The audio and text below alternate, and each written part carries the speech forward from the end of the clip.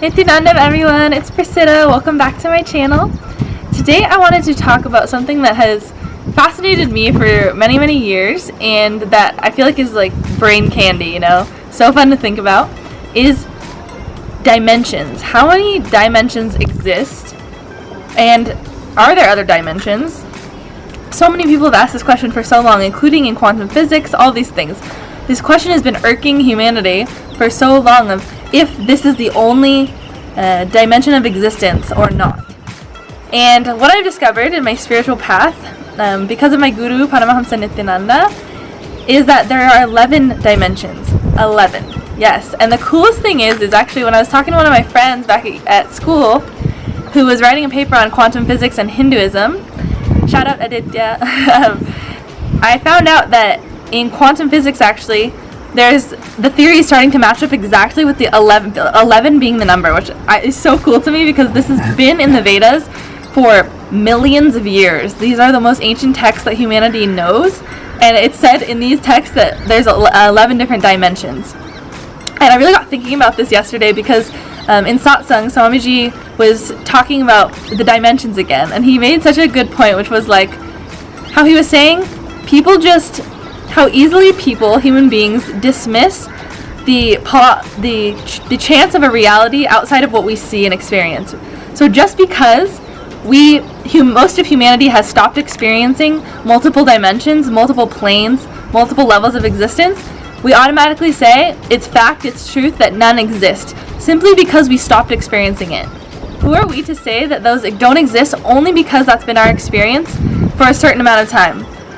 And I thought that was so interesting to say, like, how can you write off the truth and existence of existence just because humanity has experienced a dip in consciousness for a few hundred or thousand years, and we haven't been experiencing these states as commonly, as often, as frequently, but just because of that we dismiss the entire existence of them.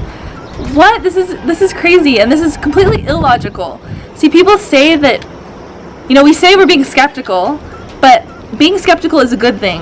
It means you're looking at something, questioning, seeking, which is actually a core spiritual principle, is to seek, to always question everything that you're seeing, everything you're experiencing, everything you've been told.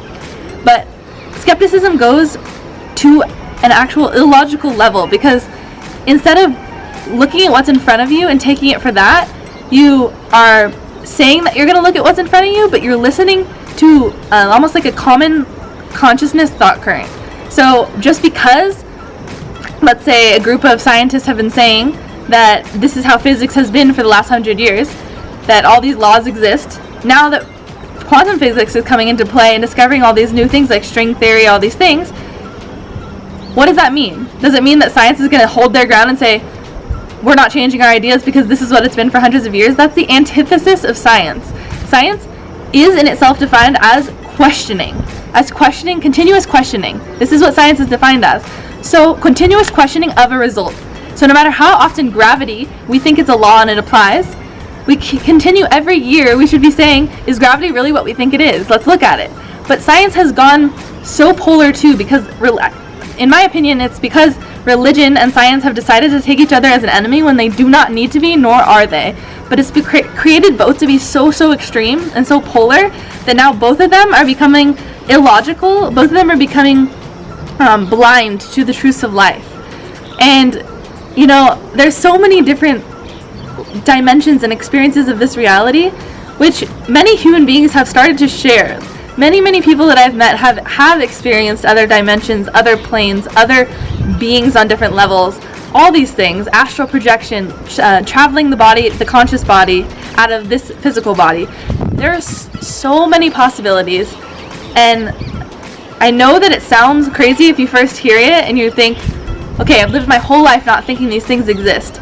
I understand. I was so against and confused by these things for so long, my entire life pretty much, until the last couple of years. I used to fight with my brother to the death, like on all these topics, thinking, you're crazy, it makes me so sad for you that you believe these things.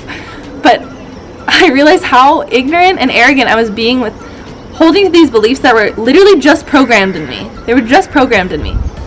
So I call you guys to just, what I want this video to be about is question things. Question what your reality is not only just your own experience, but what people are telling you. And you'll realize so much of your beliefs and your hardwired reactions are just created because of society and culture and common thought currents, which don't mean they're the truth. Just because something is common doesn't make it right. And we know this. So to connect back to that space and to come into these realizations that there are 11 different dimensions of consciousness, if just for a second, I challenge you to take that for truth. Just to test it out for yourself and see, what will I experience if I start to believe that there's something more than this? And I seriously believe without a doubt that you will start experiencing more than this reality simply because you're opening yourself to it. It's all about allowing that space to come in. And so, like Swamiji says, it's completely illogical to try to measure the universe, the earth, with a matchstick. In the same way, it's completely illogical to try to measure the universe with logic. With logic itself, our logic, what we know as logic, is so limited. So just take a step back and try to see from an expanded point of view, and so many things just start to unfold in your life, so many mystical things. So thank you guys so much for listening. Please let me know your thoughts, questions, comments below. I'll get back to you. And it's been great talking with you all again. Nithyananda.